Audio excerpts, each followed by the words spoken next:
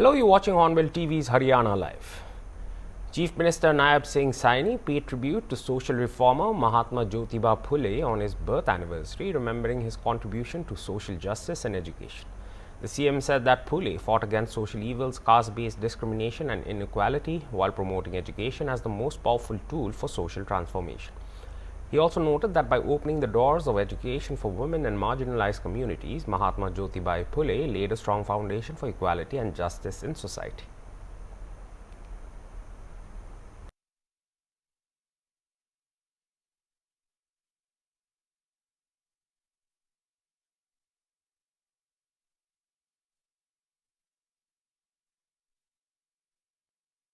हमारे पदाधिकारी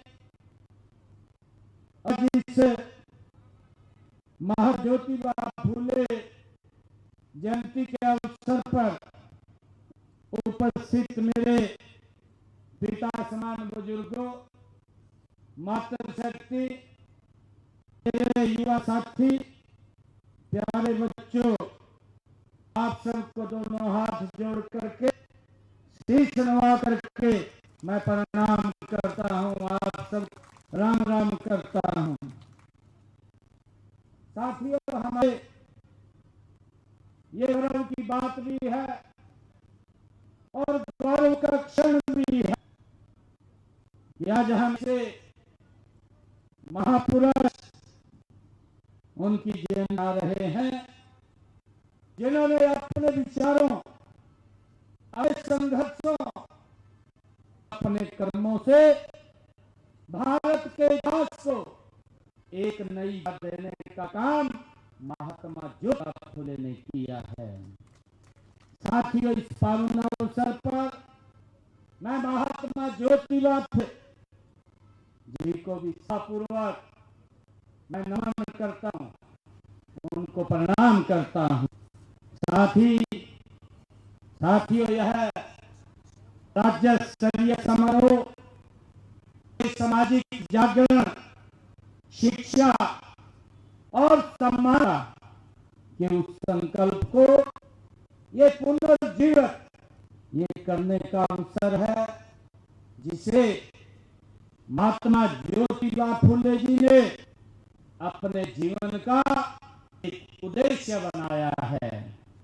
साथियों, ऐसे पुरुषों, संतों और महात्माओं के संदेश को नई पीढ़ियों तक पहुंचाने के लिए उनकी नीतियां हरियाणा का राज्य स्तर के ऊपर मनाने का काम कर रहे हैं।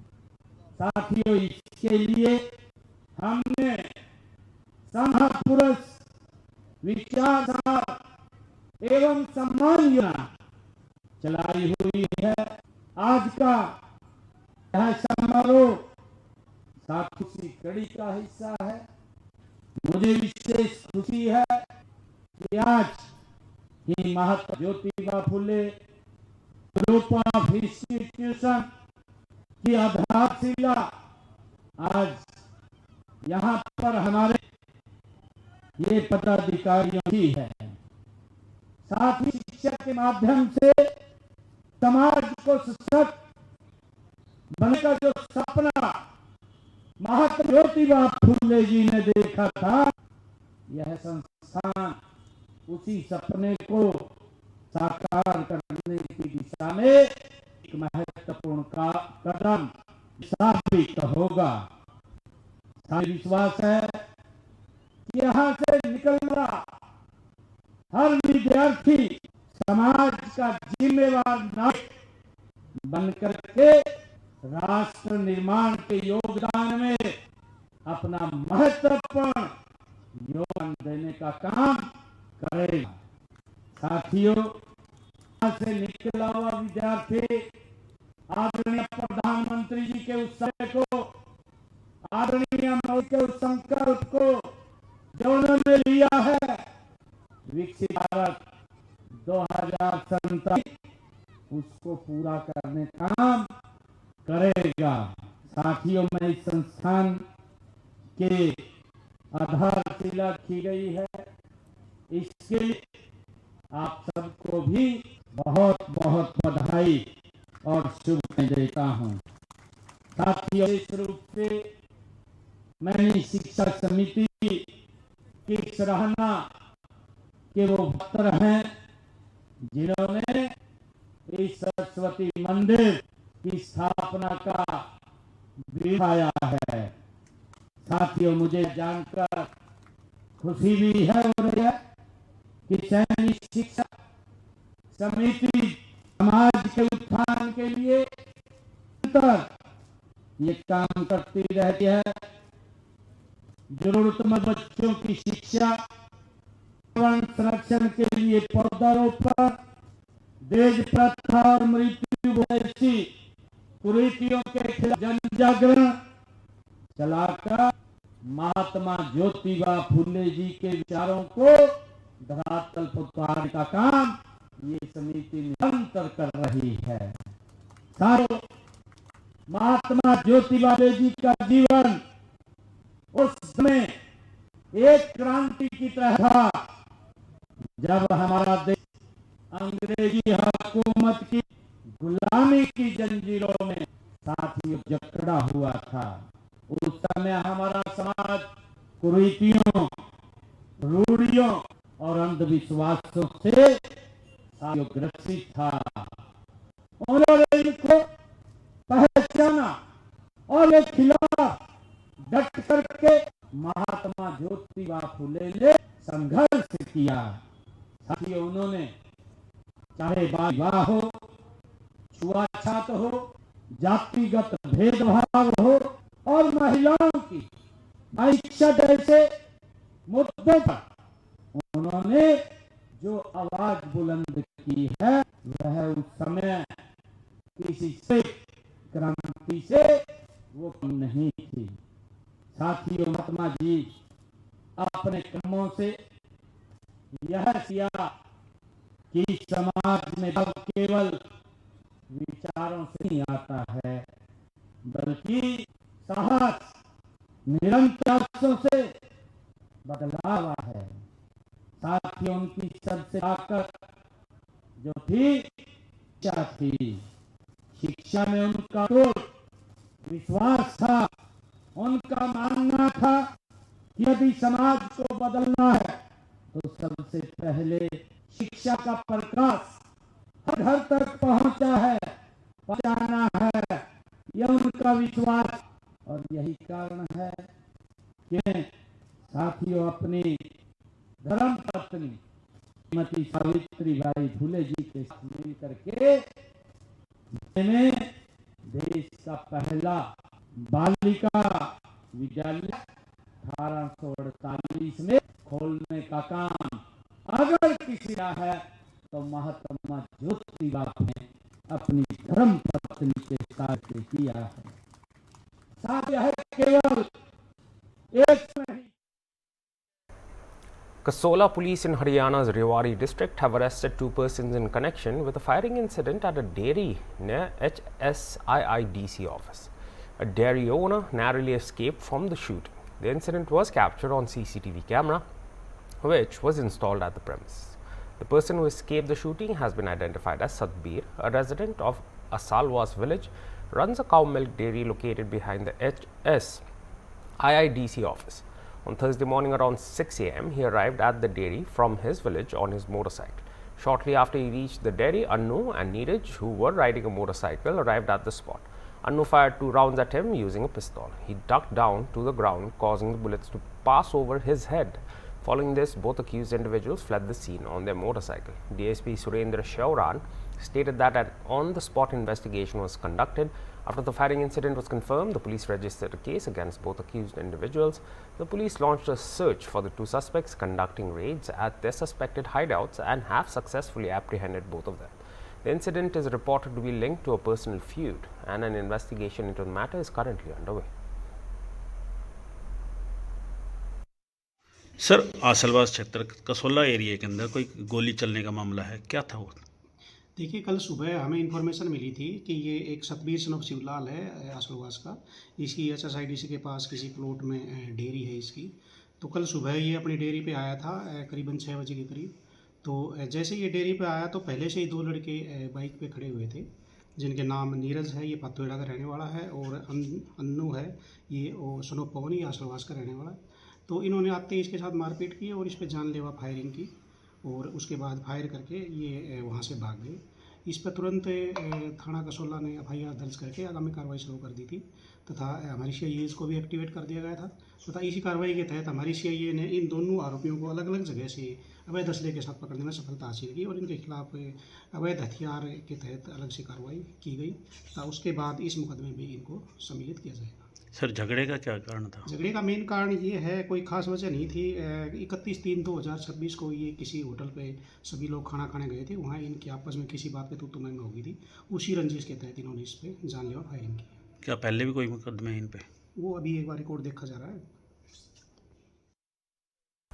Most wanted Haryana gangster Sahil Chauhan was on Saturday deported to India from Thailand. Upon his arrival at Indira Gandhi International Airport at Delhi, the Haryana Special Task Force took him into custody. Chauhan, who had been absconding for a long time, is accused of continuing criminal activities from Thailand. He is also reportedly wanted by the National Investigation Agency. Haryana STF Satish Balan said since 2016, Sahil Rana, alias Sahil Chauhan, has been involved in crime with 16 cases against him. He joined the Bhupi Rana gang while still in class 12, committing offences including attempted murder and murder. He was convicted of shooting rival Monu Rana and sentenced to 10 years, but was released on bail in 2024. Using fake documents in Bengaluru, he obtained a passport and fled to Dhaka, later travelling across Southeast Asia, Angola, and attempting to enter Portugal before being deported. On 10th April 2026, he was caught at Thailand airport on an RC alert while travelling from Vietnam.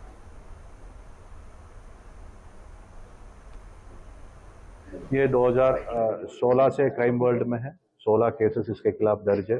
इसका नाम साहिल राणा और साहिल चौहान है, और ये सजादपुर अम्बाला से belong करता है, और ये 12वीं क्लास में पढ़ रहा था तभी ये भूपी राणा गैंग के साथ मिलके काफ़ी वारदातें की हैं, अटेम्प्ट टू मर्डर्स, और कोर्ट में भी जो गोली मारी है मोनू राणा को, जो अपोजिट गैंग का था, जिस पे इसका कन्विक्शन हुआ 10 साल का, उस पे ही बेल पे 2024 में आया ये।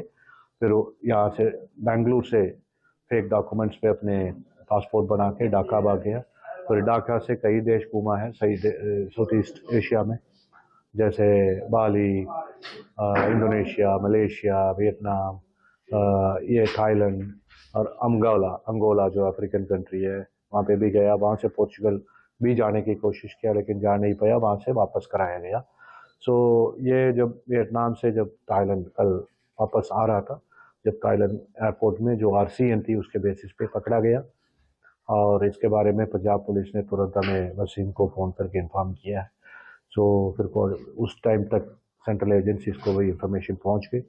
We got in coordination with those agencies, and उन्होंने भी मेहनत किया है सक्सेसफुली बैंकॉक से इसको डिपोर्ट करके कल रात को ये न्यू दिल्ली पहुंचा है। कोई बड़ी वारदात भी अंजाम देने वाला था, कोई इंफॉर्मेशन आपको? जो अभी पूछताछ करेंगे, इंजाम देने वाला था और भी कर लिया हो, पहले हमें पता ना हो, ठीक है। अभी इसका नाम तो आए ही है, जो जैसे वो दाबा में फायरिंग हुई है उस पर इसका नाम आया है, 1-2 एक्सट्रैक्शन कॉल्स में इसका नाम आया है। अगर उसका नियत अगर कायम नहीं करना है तो पवन शौकीन, अमनजोत वगैरह से घूमने की ज़रूरत नहीं पड़ती थी, उन्हीं से पैसा लेता था ये, ठीक है। ये अभी एक ही रात हुई है, अभी इससे पूछताछ कंप्लीट नहीं है। जैसे पूछताछ कंप्लीट होगा हम ज़्यादा इन्फॉर्मेशन के साथ आपको बताएंगे। भूपी गैंग के अलावा और किस गैंग से? भूपी रैंक तो फिर लार्जर वर्टिकल है ना इनका, एक बम्बैया, वो कौशल चौधरी, ये सब एक ही ग्रुप के हैं, एक दूसरे के लिए काम मदद करते हैं, तो वही कर रहे थे। कौशल के लिए भी काम कर रहा था। थाईलैंड क्या करने पहुंचा था? थाईलैंड कल इसलिए पहुंचा था, इसका कहना यह है कि इसके फादर की डायलिसिस होना है, तो उसके फादर का पासपोर्ट रिन्यूअल का प्रोसेस चल रहा है, करा के वहाँ बुला के इनके डायलिसिस करा लेंगे। He is claiming this, we will get it verified. Bali में भी फर्नीचर की दुकान? हाँ, ये 1 साल इसने बाली में फर्नीचर की दुकान चलाया है, बाली के बीचेस में। फिर वहाँ से ही अंगोला गए। The government of Haryana has been making comprehensive arrangements for farmers to avail necessary facilities at the Bhiwani Grain Mandi when they come to sell their crops. According to Yogesh Kumar, Assistant Secretary of the Market Committee, the district administration has taken several significant steps prioritizing the comfort and convenience of the farmers. Facilities have been provided at the mandi for the proper storage and maintenance of crops, access to clean drinking water, and affordable meals, with a canteen offering food for just ₹10. A 24-hour facility for crop procurement has been introduced at the mandi, allowing farmers to sell their produce at any time of the day or night.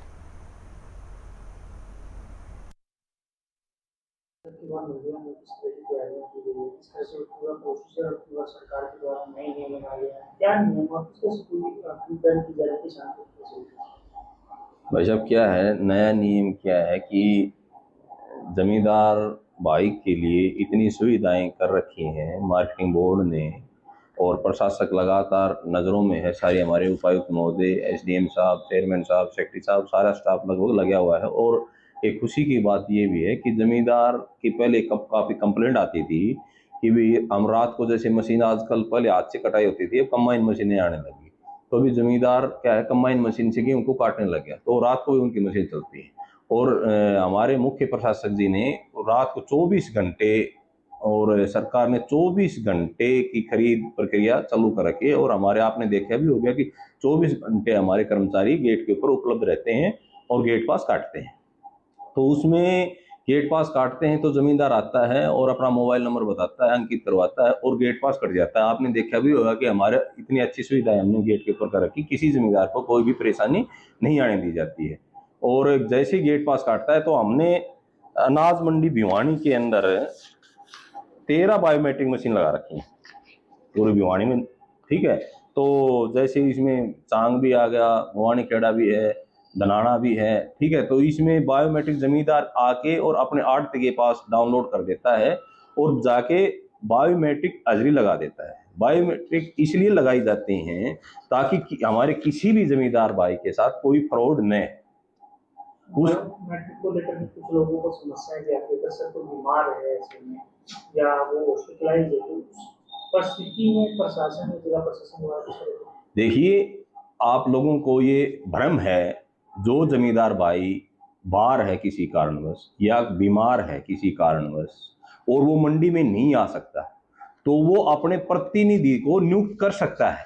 प्रतिनिधि का मतलब ये है कि वो उसको अपनी power दे सकता है कि मैं नहीं आ सकता, ये मेरा पड़ोसी आएगा या मेरा ये ट्रैक्टर ड्राइवर आएगा या मेरा आड़ती आएगा, और वो उसकी जगह पर आधार कार्ड के साथ अपने फिंगरप्रिंट कर सकता है। इसमें कोई ये नहीं है कि जमींदार ही आए, ये एक भ्रम है, ये पता नहीं जमींदार भाइयों को किसने बताया गया है। जो जमींदार भाई, मैं फिर कहता हूं आपको, जो जमींदार भाई यहाँ नहीं आ सकता किसी कारणवश, कोशिश तो ये है कि जमींदार लगभग आते हैं 90%, फिर भी अगर कोई जमींदार नहीं आ सकता है तो वो अपने प्रतिनिधि को नियुक्त कर सकता है और वो आगे अपनी फसल घेर के और सर्टिफाइड करवा के और जा सकता है।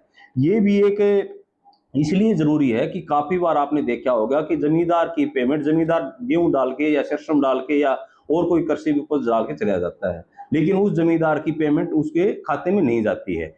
क्या तो उसका अकाउंट नंबर कहीं ना कहीं मिस्टेक हो जाता था, या कोई आईएफएससी कोड उसका कहीं ना कहीं मिस्टेक हो जाता था, या उसका कोई न कोई और कारण होता था, जमींदार को पता नहीं लगता था कि मेरी फसल बिकी कि नहीं बिकी। ये एक हरियाणा सरकार ने, मुख्यमंत्री जी ने और हमारे प्रशासक ने मिलकर ये निर्णय लिया कि जमींदार फिंगरप्रिंट्स लगाएगा तो जमींदार को ये पता लग जाएगा, हाँ भाई तेरी जमींदार की फसल बिक चुकी है। ये एक अच्छी पहल है। तो आपने देखा भी होगा मंडी में किसी भी जमींदार के साथ कोई परेशानी नहीं आने दी जा रही है। तो हमने, चाहे वो फिंगरप्रिंट्स की बात हो, चाहे वो गेट पास की बात हो, चाहे पीने के पानी की बात हो, चाहे वो फसल ढलाई की बात हो, मेरी तो एक जमींदार भाइयों से एक ही अपील है कि वो अपनी फसल को सुखा के ले आए, गिल्ली न ले आए। मौसम भी काफी खराब है तो वो 1-2 दिन बाद में निकालें, और मंडी में सरसों या गेहूं ले आते हैं या कोई और कृषि उपज लाते हैं तो वो सुखा के ले आए और किसी भ्रम में न रहें, या किसी भी तरह की कोई परेशानी नहीं आ जाती। हम जो कर्मचारी वो भी आपके भाई, वो भी जमींदार घर से हैं, हमने भी खेती करते हैं, हमारे को पता है भाई जमींदार के साथ गलत है क्या ठीक है। तो ऐसी कोई बात नहीं है कि व्यवस्था की अगर बात करें तो ऐसे में जिस तरह व्यवस्था की गई रखरखाव को लेकर, किसान को पानी पीने को लेकर के या अन्य चीजों की अगर बात करें तो हालांकि हर बार प्रशासन द्वारा की जाती है। देखिए, हमने पीने के पानी, आपने देखा होगा 9 वाटर कूलर हमने यहाँ पर उपलब्ध करवा रखे हैं पीने के पानी के लिए, और हमारे परचेज सेंटर, जहाँ भी जितने भी परचेज सेंटर, उनमें भी हमने पानी के कैंपर की व्यवस्था कर रखी है पीने के लिए। रही बात हमारी टीएमसी मंडी में, वहाँ खरीद है, हमने कैंपरों की व्यवस्था और टंकी रखवा के, टूटी लगवा के, मग्गे रखवा दिए ताकि जो ठंडा पानी कैंपर का पानी उसमें डलवा देते हैं, कंपर भी वहां रख देते हैं, जैसे खाली होता है तो कंपर्स में मग वहां पर रख रखे हैं। आपने देखा भी होगा जा करके। तो जमींदार भाई के लिए पूरी व्यवस्था है, और फिर भी कोई जमींदार भाई लेट हो जाता है तो हमारे पास यहाँ पर रेस्ट हाउस है जमींदार भाई के लिए, तो वो रेस्ट हाउस में यहाँ आके रुक सकते हैं। गेहूं की फसल लेके आए हैं और व्यवस्था ठीक है, हमें तो कोई दिक्कत हुई नहीं अभी तक। गेट पास बनाने में किसी तरह की कोई समस्या आ रही है या कोई किसी तरह की कोई रुकावट आ रही है आपको? नहीं, कोई रुकावट नहीं आ रही। किस चीज की फसल है? गेहूं की फसल है। कैसी व्यवस्था है यहाँ देखने को मिली? यहाँ ठीक है, ज्यादा टाइम तो नहीं लगा रहे, मतलब ठीक है, थोड़ा बहुत तो देखो होता है, क्योंकि इस सीजन पे बहुत ज्यादा किसान ट्रैक्टर ट्रॉली आते हैं, तो थोड़ी बहुत समस्या की कोई दिक्कत भी नहीं है। बाकी अभी तक कोई समस्या तो हुई नहीं है। मंडी में किसानों के लिए बहुत अच्छी व्यवस्था की गई है, और मार्केट कमेटी द्वारा मतलब गेट पास तुरंत प्रभाव से दिए जा रहे हैं, और अच्छे तरीके से ट्रैक्टर की नंबरिंग होके और अच्छे तरीके से सरसों और गेहूं की मंडी में मतलब बिक्री हो रही है। Haryana Cabinet Minister Krishan Bedi attended the third annual festival of the Guru Nanak Cow Treatment Centre in Bajitpur village near Pipli, where he highlighted the state government's initiatives for cow protection and welfare. The minister stated that the Bharatiya Janata Party government is allocating crores of rupees for the protection of cows, bulls and other cattle in Haryana. He said registered gaushalas are receiving financial assistance, including daily support of rupees 30 per cow, 25 per bull and rupees 10 per calf, along with funds for sheds, solar systems and fodder. According to Bedi, the state spends around 575 crore annually on cow shelters. Addressing farmers' concerns, he said Chief Minister Naib Singh Saini has ordered the opening of a portal for special Girdawari to assess crop damage caused by recent hailstorms, assuring compensation for affected farmers. Responding to remarks by former Chief Minister Bhupinder Singh Hooda on biometric verification, Bedi said such statements do not suit a leader of his stature and stressed the importance of technology in delivering welfare benefits like widow and old age pensions. He also accused the Indian National Congress of attempting to mislead the public. Several local dignitaries and cow care volunteers were present at the event. आज गौ उपचार केंद्र गुरु नानक गौशाला ये road पीपली बोली के अंदर इनका वार्षिक उत्सव कार्यक्रम में महंत गोपाल दास जी महाराज, भाई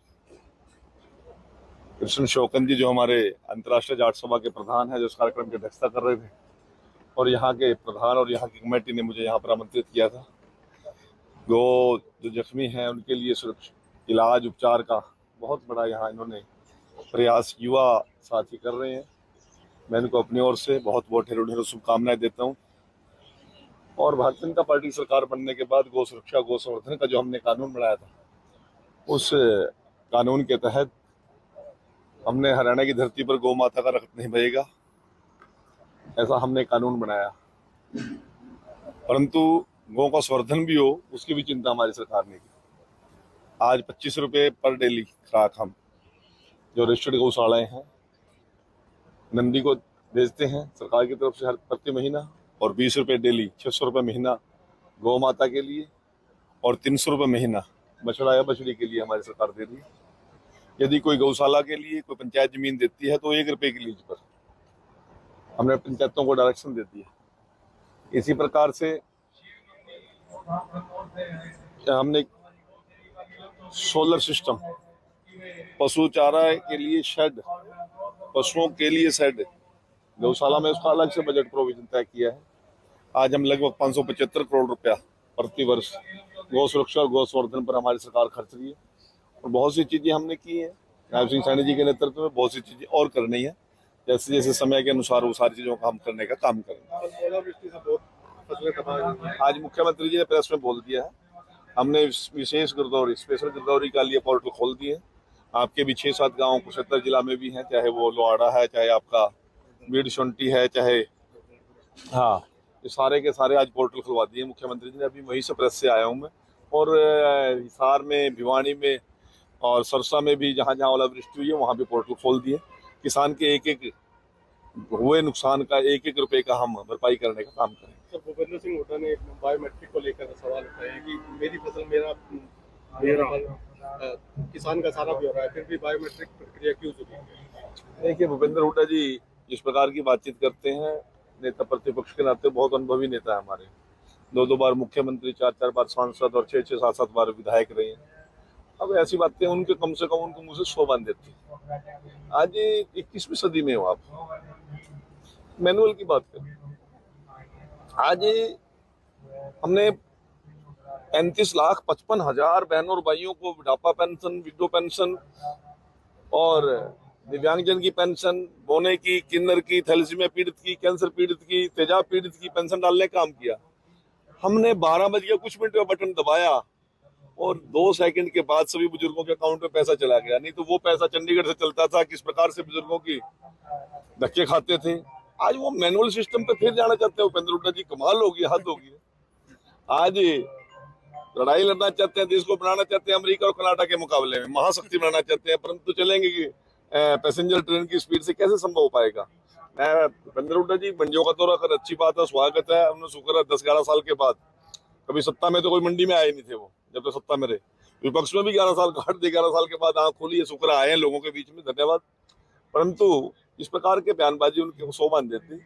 कांग्रेस बेवजह के आरोप लगाती है और फिर That was all for this hour's bulletin. For more news and updates, stay tuned to Hornbill TV. Goodbye.